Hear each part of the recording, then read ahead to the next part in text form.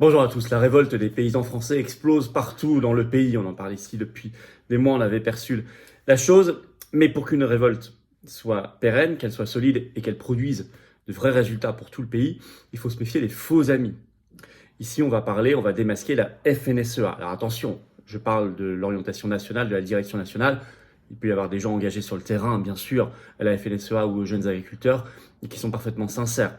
On ne juge jamais une structure sur tous ses membres. Mais il faut regarder les orientations, et c'est très précis. Et on va voir que la cause paysanne française actuelle et notre souveraineté alimentaire agricole ne peuvent pas être résolues si on suit les orientations de la FNSEA. Et on va voir des choses très concrètes, je vais vous apprendre beaucoup de choses dans cette vidéo. Vous allez voir, il y a aussi des faux amis, des politiciens macronistes ou d'opposition entre guillemets qui font semblant de découvrir le sujet maintenant parce qu'il y a les européennes qui approchent et qui ne sont absolument pas cohérents dans leurs propositions, ce qui va nous amener à aller vers quelque chose de positif. Qu'est-ce qui fait que ce mouvement va grossir, produire des fruits pour les paysans et pour tout le pays? C'est ça qui nous intéresse. Cette vidéo, elle me semble importante. N'hésitez pas à la partager, n'hésitez pas pour cela à vous abonner ou réabonner à cette chaîne YouTube en cliquant sur s'abonner en dessous, ça monte très vite. Bravo à vous. 500 000 abonnés, on fait un événement en direct énorme, inédit sur cette chaîne. Et puis vous, plus vous êtes abonné, c'est un clic, c'est gratuit. Hein. Vous réabonnez si YouTube vous a désabonné, peut-être vérifier. Et bien plus vous êtes abonné, plus ces vidéos sont recommandées automatiquement par YouTube, plus on va aller toucher de nouvelles personnes qui vont nous découvrir. C'est formidable. Merci à vous. Nos rendez-vous. Je salue nos amis référents et équipes et militants dans le Puy-de-Dôme qui sont victimes de l'expérimentation dans ce département des compteurs Linky qui contrôlent à distance votre consommation d'électricité chez vous. Ils font une manif pour lutter contre cela ce 27 janvier, Clermont-Ferrand. Rendez-vous à Place de Jaude à 14h. Voilà, rejoignez-les. Et par ailleurs, il y a une réunion publique de ma part, Tour de France de la Liberté, à Voiron dans l'Isère le 31 janvier, inscription sous la vidéo en description, et le 8 février dans l'Oise, inscription également. Inscription également pour nous dire je veux bloquer la France avec les paysans, puis j'espère les routiers, etc. Sachez que ceux qui se sont déjà inscrits vont recevoir leur premier mail ce jour, voilà. Et donc continuez de vous inscrire, et vous allez voir, c'est très opérationnel. C'est sous la vidéo en description, il suffit de remplir un petit questionnaire, ça prend 10 secondes. On y va. Révolte paysanne, attention à l'enfumage des faux amis. Un mouvement qui réussit doit s'appuyer sur une analyse et des revendications solides, on va en reparler, doit s'appuyer sur de vrais amis et se méfier des faux amis, notamment certains qui ne veulent que récupérer pour mieux tuer ou mieux neutraliser ou faire leur beurre personnel. Bref, nous allons voir cela dans cette vidéo. D'abord, le problème FNSEA. Il faut en parler. Il faut en parler. On voit qu'ils sont au cœur médiatique. Et ils sont dans le dispositif gouvernemental atalien. Et ça n'est pas pour rien. Encore une fois, ça n'est pas parce qu'on cible la FNSEA dans ses instances dirigeantes et son orientation générale qu'on en veut à tous ceux qui sont à la FNSEA, qui ont voté pour elle aux élections professionnelles ou qui sont aux jeunes agriculteurs qui sont souvent en lien avec la FNSEA. Pas du tout. J'en connais personnellement qui sont parfaitement sincères. Le problème n'est pas là. Alors, FNSEA, c'est Fédération nationale des syndicats d'exploitation agricole, créée en 1946. C'est une organisation patronale, aujourd'hui dirigée par Arnaud Rousseau, qu'on commence à voir beaucoup dans les médias depuis 2023. Alors, la FNSEA, c'est 12 millions d'euros de budget. C'était en tout cas le cas en 2016, ça doit être plus aujourd'hui. Il faut savoir qu'ils sont en tête des élections professionnelles. Les dernières élections dans les chambres d'agriculture remontent un peu maintenant, c'était en 2019. Les prochaines seront en janvier 2025. Bon, donc on est plutôt en fin de mandat. Mais en 2019, d'abord, il y avait une faible participation, 46,5%, et c'était moins 8 points par rapport à 2013. Vous avez compris, c'est tous les 6 ans. FNSEA s'était allié à Jeunes Agriculteurs, JA, et ensemble, ils avaient fait 55,31%. Le deuxième, c'est la Coordination Rurale, 21,55%, puis la Confédération Paysanne, 20,04%, puis le MODEF, plus petit, 1,89%. Le président de la FNSEA, ça va déjà vous mettre la puce à l'oreille, Arnaud Rousseau donc, ça n'est pas un représentant type des paysans actuellement en lutte qui bloquent les autoroutes, un nouveau d'ailleurs l'A7 depuis, une nouvelle autoroute qui est bloquée d'ailleurs depuis ce matin, au moment où j'enregistre la vidéo, l'A7, très bien, bravo. Non, Arnaud Rousseau, ça n'est pas cela. C'est le complexe agro-industriel. C'est un grand céréalier d'Île-de-France et il est surtout président du groupe Avril, qui fait 9 milliards d'euros par an de chiffre d'affaires. Donc on est vraiment, si vous voulez, c'est le successeur en quelque sorte de Xavier Belin, qui était déjà dans cette catégorie-là à la tête de la FNSEA. Par ailleurs, la FNSEA est très proche du pouvoir. La preuve, regardez ce que rapporte Ouest France le 9 novembre dernier dans un article qui est toujours en ligne, le titre du changement dans le financement du syndicalisme agricole. Il faut toujours aller regarder du côté de l'argent, très important. Qu'est-ce que c'est que ce changement ? Ce changement, les nouvelles dispositions prises par le gouvernement macroniste vont apporter du financement public supplémentaire à la FNSEA et vont en retirer à la coordination rurale et à la Confédération paysanne. Je cite Ouest France, la Confédération paysanne et la coordination rurale pourraient perdre entre 400 et 500 000 euros par an, qui seraient récupérés, grande gagnante, écrit Ouest France, par la FNSEA. Il y en a déjà pourtant beaucoup, 500 000 euros par an. Explication, je vous cite un extrait de Ouest France. Les fonds issus de l'enveloppe Minagri, 14,5 millions d'euros, étaient jusqu'à présent alloués à la FNSEA, au JA, à la coordination rurale, à la Confédération paysanne et au MODEF, en fonction de leur nombre de voix aux élections chambres, pour 75%, et pour 25% en fonction du nombre d'élus de ces syndicats à ces mêmes chambres. Le prochain décret ministériel changerait cette clé de répartition en passant un financement indexé à 50% sur le nombre de voix et 50% sur le nombre d'élus, et non plus 75-25. Ces nouveaux critères, aujourd'hui encore en discussion, selon le ministère, pénaliseraient les syndicats minoritaires. Le syndicat arrivé en tête des élections bénéficie par contre d'un nombre de sièges proportionnellement plus élevé que le nombre de suffrages obtenus. Donc ça va privilégier la FNSEA face à Confédération paysanne et coordination rurale.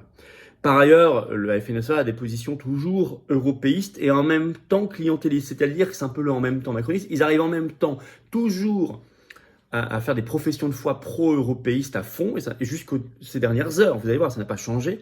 D'un autre côté, c'est très clientéliste parce qu'ils ne cessent de taper sur les conséquences de l'Union européenne, mais sans jamais parler des causes. Ils détestent les conséquences des causes qu'ils vénèrent, qu'ils adorent. Position européiste. Écoutez, il suffit de voir ce 22 janvier, quand le président de la FNSEA, M. Rousseau, a quitté le bureau à Matignon de Attal. Déjà, il est parti. Au bout de 2 heures, il n'y a pas eu de claquage de porte. Il s'est dit plutôt satisfait de l'écoute et du dialogue. Donc, on voit la connivence. Et il déclare, écoutez, cette Europe, on y tient. Mais on a besoin de la remettre en question. C'est toujours la même chose. Mais d'abord, il nous dit, cette Europe, on y tient. Sur France Info, le 21 janvier, il déclare, je cite, la FNSEA est très pro-européenne. Sur France Inter, le 22 janvier, il déclare, on est attaché à l'Europe. Et j'ai retrouvé sur leur site, c'est toujours en ligne, le manifeste pour l'Europe de la FNSEA et des JA du 15 mai 2019, donc à quelques jours des précédentes élections européennes. Ils vont nous répondre la même chose là, vous allez voir, en mai 2000 ou début juin 2024 pour les élections européennes. Et écoutez cette déclaration d'amour à l'Union européenne, je cite, FNSEA et JA conservent l'intime conviction que l'Union européenne est l'avenir des agriculteurs, pourtant tout démontre le contraire. Comme celui de l'ensemble des citoyens, l'Europe est forte de sa construction démocratique, qui a permis un espace de paix et de commerce. L'Europe est une coopération entre États membres fondée sur le droit et les traités qui garantissent une reconnaissance mutuelle qui permettent d'arbitrer des désaccords. La PAC a constitué le ciment historique politique agricole commune de cette construction européenne, a répondu à l'objectif de sécurité alimentaire. Le niveau de gouvernance pertinent reste bien européen, dans une mondialisation galopante qui va crescendo. Cependant, comme beaucoup de citoyens, les agriculteurs ont de plus en plus de mal à comprendre le projet européen. Ça, c'est la petite phrase pour vous dire, on est clientéliste. Et ils ajoutent plus loin dans ce manifeste, nous croyons en l'Europe, nous croyons en l'agriculture, l'Union européenne doit être plus humaine, harmonisée et solidaire. Et par contre, je disais, donc très européiste, très eurogaga, mais clientéliste, parce qu'ils critiquent ensuite tout ce qui est dû à l'Union européenne. Alors ici, c'est pas exhaustif, mais j'ai retrouvé BFM TV, 8 novembre 2023, le titre « L'entrée de l'Ukraine dans l'Union européenne, une catastrophe pour l'agriculture selon le président de la FNSEA ». Qui explique bien le problème, là il n'y a pas de souci. Selon lui, l'agriculture ukrainienne ne joue pas avec les mêmes règles, ajoutant qu'elle pèse l'équivalent d'un quart de l'agriculture européenne en volaille et grande culture essentiellement, avec des normes environnementales, des standards de production très en deçà de nos pratiques. Oui, mais l'Union européenne a ouvert grand les portes depuis 2022. Notamment dans la volaille en France, c'est une volaille sur 2 vendue déjà qui est ukrainienne. Et pensons à nos producteurs, ils sont complètement étouffés déjà. Par ailleurs, autre critique, la France agricole, 15 décembre 2022, le titre « Union européenne, la FNSEA s'insurge de l'accord commercial avec le Chili ». Elle dénonce des effets délétères pour l'agriculture et les territoires ruraux dans un communiqué de presse. Pareil, je vous cite un autre extrait. Le syndicat précise que le Chili devrait recevoir des augmentations de contingent de l'ordre de 18 000 tonnes pour la volaille, donc qui viennent en plus chez nous, 9 000 tonnes pour le porc, 4 000 tonnes pour la viande ovine, 2 000 tonnes pour le bœuf. À cela s'ajoute aussi l'instauration de nouveaux contingents pour les préparations de fruits, l'huile d'olive pour l'éthanol.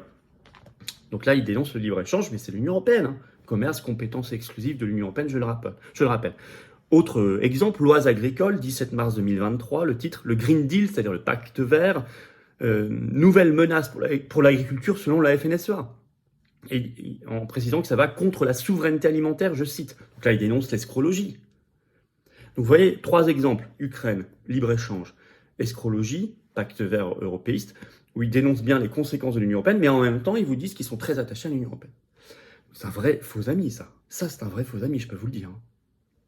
Je parle aux paysans qui manifestent. Si parfois vous avez encore le drapeau sur votre tracteur de la FNSEA ou quoi, franchement, mettez un drapeau français. Et vous allez voir, en plus, ça va rallier, ça va être beaucoup plus consensuel pour rallier tous les Français. Alors, d'ailleurs, donc, je vais le noter, ils ont été reçus par Attal ce 22 janvier. C'est un peu quand, sur une réforme des retraites, par exemple, le gouvernement reçoit la CFDT. C'est du même niveau, si vous voulez. C'est une fausse opposition. La FNSEA est sortie en disant qu'elle attendait des actes concrets. Tout ça, c'est du cinéma.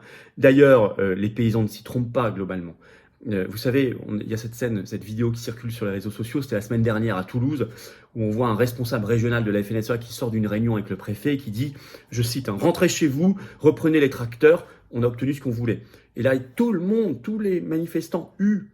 Et certains lui lancent, excusez-moi, un « ta gueule vendu », etc., etc. Allez voir la vidéo. Alors, l'enfumage ne vient pas que de la FNSEA. Même si c'est le gros du morceau, il y a l'enfumage macroniste aussi et des fausses oppositions. J'en dis un mot, ce sera plus bref.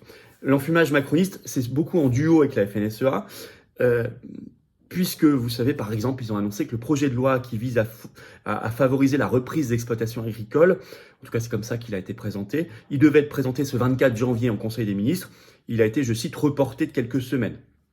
Politico, dans son édition du 21 janvier, l'explique bien. À ce stade, le gouvernement entend avant tout recueillir les doléances. La première urgence, c'est d'entendre, nous expliquer ainsi un communicant du gouvernement. Vous voyez, c'est les communicants qui parlent. C'est très intéressant, ça. Ils font de la com, ils sont là pour en fumer. Au-delà de demander aux représentants syndicaux ce qu'ils attendent, dans les mots de l'entourage de Marc Fesneau, donc ministre de l'Agriculture, le gouvernement compte s'appuyer sur les remontées des préfets, à qui Macron a demandé vendredi d'aller à la rencontre des agriculteurs au cours du week-end. Ça ressemble au grand débat Gilets jaunes 2019, l'enfumage général.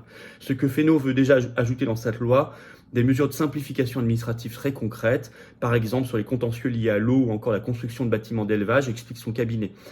Tout ce que l'on peut simplifier, on le fera, martèle le ministre. Il prévient toutefois que certains sujets se jouent à Bruxelles et nécessitent plus de temps à changer. Ah bah oui, puisque toute notre agriculture est gérée par l'Union européenne. Mais tout le reste, vous voyez, ça ne mange pas de pain, on va simplifier tout ça. Ça fait 40 ans que les agriculteurs entendent ça, que les artisans entendent ça, que les chefs d'entreprise entendent ça, que tout le monde entend ça. Alors, les fausses oppositions, c'est aussi un problème. Ça a déjà été analysé. France Info, 20 janvier. Le titre « Colère des agriculteurs » de Gabriel Attal à Jordan Bardella, la classe politique se presse sur le terrain. Attal était dans le Rhône, il a promis plus de contrôle sur les négociations commerciales, ça ne mange pas de pain non plus, et une simplification administrative, décidément. Et Bardella, lui, était en Gironde, et il a déclaré, je cite, « L'Europe de Macron veut la mort de notre agriculture ». Alors non, c'est pas l'Europe de Macron, c'est l'Union européenne. Que ce soit Sarkozy, Hollande, Macron ou demain Bidule, tant qu'on est dans l'Union européenne, il ne faut pas faire croire que le problème c'est maintenant parce que c'est l'Europe de Macron. Non, non, non. C'est l'Union européenne, ses traités, ses directives, sa jurisprudence de la Cour de justice de l'Union européenne, etc. Alors il a fait quelques propositions, en tout cas verbales, écoutez, je cite Bardella, le patron du RN a proposé d'exclure l'agriculture des accords de libre-échange et d'exiger des clauses miroirs dans les accords conclus avec les producteurs étrangers pour soumettre aux mêmes normes sanitaires et environnementales que les producteurs français. Il a aussi prôné le patriotisme économique en instaurant la priorité des agriculteurs français dans l'accès au marché public. Aucun problème, très bien. Mais tout ça, on l'entend depuis des années.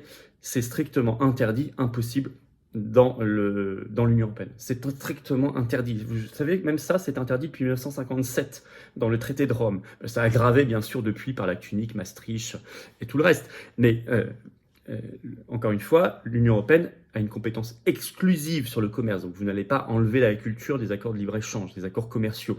De la même manière, vous n'allez pas avoir l'autorisation de faire du patriotisme économique. C'est strictement interdit depuis 1957. Donc on peut continuer à en fumer comme ça. Certains peuvent se faire plaisir en voulant entendre ça, en se disant c'est bien, au moins ça me fait plaisir de l'entendre. Ça n'est pas opérationnel, donc ça n'est pas politique. C'est de la com. Parce que je rappelle que le RN refuse de quitter l'Union européenne, il refuse même de demander aux Français leur avis par référendum, ce qui est gravissime. Or, tous les autres, bien sûr, LR va vous dire la même chose, le PCF, les Verts même osent parler de tout ça, alors qu'ils sont les premiers partisans de l'escrologie mondialiste. Je pense que LFI aussi, le PS, enfin écoutez, tous ces partis-là veulent rester dans l'Union européenne. Donc à partir de ce moment-là, ils seront dans la com et non pas dans la politique avec un P majuscule. Je dis aux paysans, faites votre propre mouvement. Vous le faites d'ailleurs largement. Et on vous rejoint, les Français sont très mobilisés, vous l'avez vu. Il y a un formulaire pour dire « je veux bloquer avec les paysans », c'est sous la vidéo en description. Ceux qui ont déjà répondu vont recevoir leur premier mail aujourd'hui. Vous allez voir, ils auront ensuite des informations très opérationnelles, concrètes, pour participer à tout ça s'ils le souhaitent. Bien sûr, il faut voir tout ça toujours en se coordonnant avec les paysans sur le terrain. Les autres professions routiers, on espère qu'ils vont rejoindre aussi. On parle des routiers début février. Il faut vous tenir loin des vautours, des faux amis, des vrais ennemis. Mais ça, ils le savent. Et aller sur des revendications solides. Détruire l'Union européenne avant qu'elle nous détruise. Donc Frexit, reprendre le contrôle, souveraineté agricole et souveraineté alimentaire. C'est la seule et vraie issue. Ça, c'est de la politique avec un P majuscule, la belle. N'hésitez pas à partager cette vidéo. N'hésitez pas pour cela à vous abonner à cette chaîne YouTube en cliquant sur s'abonner en dessous. C'est un clic, c'est gratuit. Ou vous réabonnez. Si YouTube vous a désabonné, ça vous aide. Et profitez-en pour appuyer sur la petite cloche à côté, comme ça vous êtes notifié dès qu'il y a une nouvelle vidéo sur la chaîne une fois que vous êtes abonné. Et plus vous êtes abonné, plus les vidéos vont être recommandées par YouTube, plus elles vont aller toucher de nouvelles personnes qui ne nous connaissaient pas encore. Grand merci, venez vous battre à mes côtés. Paysans, tout le monde, amis des paysans, amis de la lutte, amis de la souveraineté, de la liberté, du Frexit, anti-oligarchie, résistance, venez aux Patriotes. Adhérez, réadhérez, vous faites un don de soutien au mouvement. C'est facile, c'est utile. C'est le plus grand mouvement souverainiste et de loin de France, les Patriotes. J'ai besoin de vous. Restez pas seuls. L'oligarchie, elle nous attaque maintenant, alors venez maintenant. Adhérer, réadhérer, c'est le premier lien sous la vidéo en description. Ce lien est également en commentaire épinglé. Une petite fiche maintenant sur l'écran. Dans quelques secondes, un lien sur l'écran. Choisissez. Faire un don de soutien au mouvement, c'est facile. Deuxième lien sous la vidéo en description. Ça permet de faire plus d'actions parce qu'on n'a pas les millions, les banquiers, les médias, les journalistes, les réseaux du système. Non. Ni la FNSEA, tout ça. Non. Même si on a beaucoup de contacts sur le terrain avec plein de paysans en lutte actuellement. Mais on a des convictions et on se bat. Alors venez, et vous me permettrez par un don de faire plus d'actions très concrètes. Ça coûte cher. Adhésion don, en plus, c'est défiscalisé aux 2/3 de vos impôts. Ça fait baisser concrètement vos impôts que de faire cela. Vous mettez 60 €, ça enlève 40 € de baisse d'impôts. Vous mettez 6 000 €, ça enlève 4 000 €. Vous mettez 600 €, ça enlève 400 €. Vous mettez 6 €, ça enlève 4 € de baisse d'impôts. Grand bravo. Par ailleurs, vous le savez, manif. Clermont-Ferrand, 27 janvier, 14 h, place Jaude. Pour pas être les cobayes de l'expérimentation Linky de contrôle à distance de votre consommation d'électricité, la référente des Patriotes dans le Puy-de-Dôme organise cela avec son équipe. Allez-y, très important, ce 27 janvier. Et puis inscription pour les réunions publiques, 31 janvier, Voiron dans l'Isère, 8 février l'Oise, sous la vidéo en description. Bravo aux donateurs, aux réadhérents, bienvenue aux nouveaux adhérents patriotes. Vive la France!